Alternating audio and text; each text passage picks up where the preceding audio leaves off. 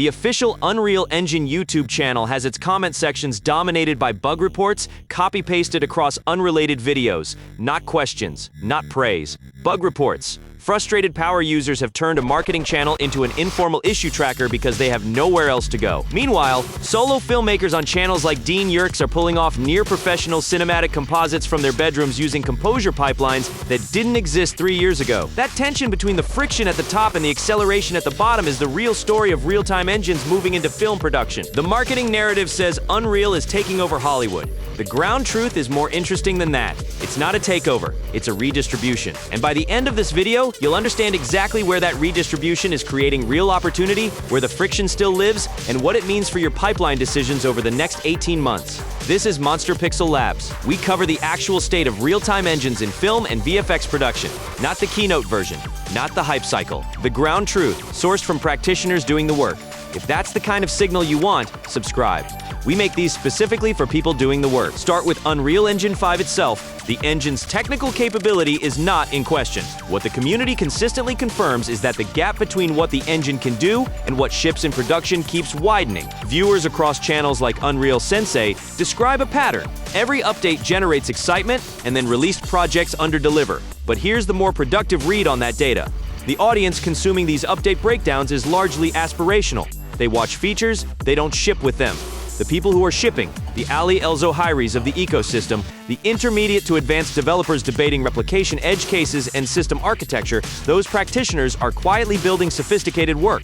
The signal isn't that the engine fails. The signal is that the talent pipeline hasn't caught up to the toolset. That's a solvable problem, and it's a massive opportunity for anyone willing to go deep on fundamentals rather than chasing feature announcements. The signal isn't that the engine fails. The signal is that the talent pipeline hasn't caught up to the toolset. Virtual production tells an even more encouraging story. Yurke's Composure tutorials hit nearly 50,000 views on a small channel. That's breakout performance for a niche technical topic, and it reveals genuine hunger for accessible VP knowledge. The consensus across multiple channels is clear. Unreal Engine 5 has crossed a threshold where solo creators can produce near-professional cinematic results. People are saying, in their own words, that they had no idea these capabilities existed and are now dusting off cameras they shelved years ago. The barriers that remain are real but specific. Hardware costs still lock out budget-conscious practitioners.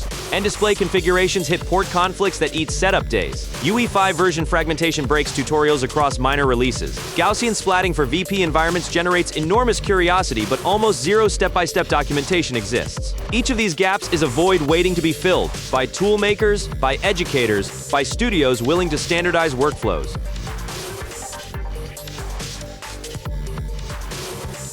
The broader real-time film landscape confirms the pattern from a different angle. Audiences are rejecting overproduced, algorithm-chased content in favor of authentic, technically grounded work. The real-life guy's German audience explicitly prefers their quieter, personal projects over large-scale spectacles. Wicked Maker's animatronic builds generate engagement because the craftsmanship is undeniable. Real civil engineers community thrives on genuine problem-solving, even when the solutions are hilariously inefficient. What connects these is a market that rewards visible competence over polish. Real-time engines fit that value system perfectly. They let you show the work. They let you iterate visibly. And audiences, professional and consumer alike, are responding to that transparency. Now pull back.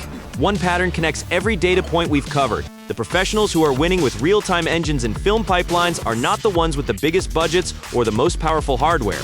They're the ones who go deep on specific workflows rather than wide on feature lists. Yurke doesn't cover everything. He covers Composure thoroughly. Elzoheiry doesn't chase updates. He teaches architecture. The practitioners generating the most value and the most audience loyalty are specialists operating at depth. The engine is mature enough now that surface-level generalism is a dead end. The opportunity lives in vertical expertise. Pick your pipeline segment, master it, document it. That's where real-time film production is actually being built, not in keynotes, but in the specific, hard-won knowledge of people who've solved the problems the documentation doesn't cover yet. The opportunity lives in vertical expertise. Pick your pipeline segment, master it, document it. Here's what I want to know from you. What's the single biggest workflow problem you've solved in Unreal that you couldn't find documentation for anywhere? Put it in the comments. That kind of practitioner knowledge is exactly what this community needs more of. If this analysis was worth your time, the like helps us know to keep making it.